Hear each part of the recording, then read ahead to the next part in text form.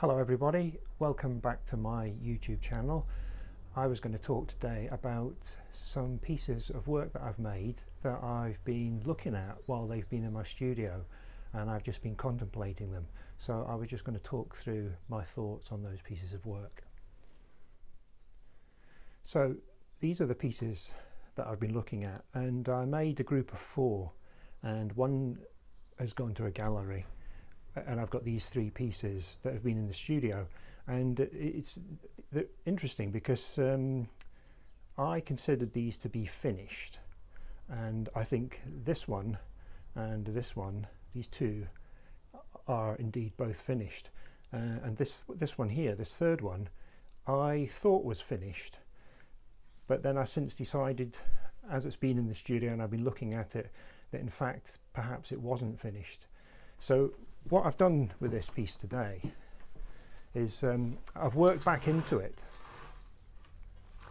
and particularly I was looking at these marks across the top, and when I really looked at it I decided that these marks weren't prominent enough, and really the intention of the piece of work was that those would be quite prominent.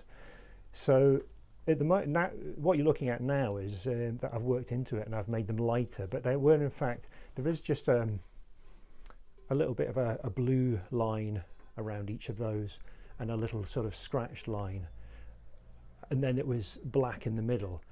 But what I've done is I've ground the black engobe away because it was fired on. So I use a little Dremel tool and a grinding stone, and I've ground it away.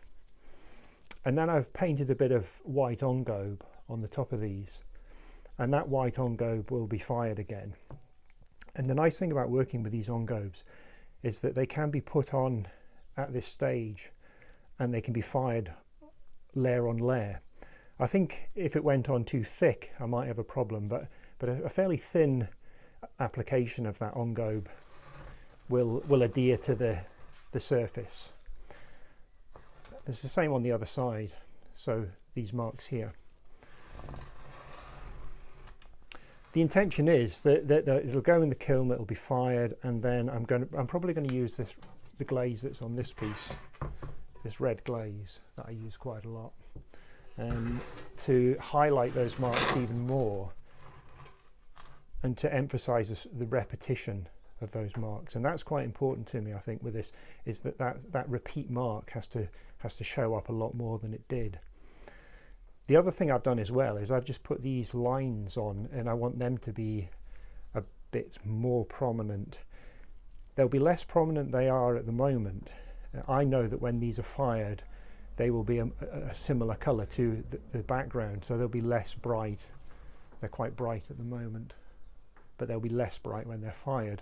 So I'm thinking there's 2 things going on here. There's what you see at the moment, and then what you see in your imagination when the piece is actually finished. So I'm actually trying to think about these having the red glaze on and this being a little bit less prominent, and I think if that works out then the piece will be right and it will be more finished.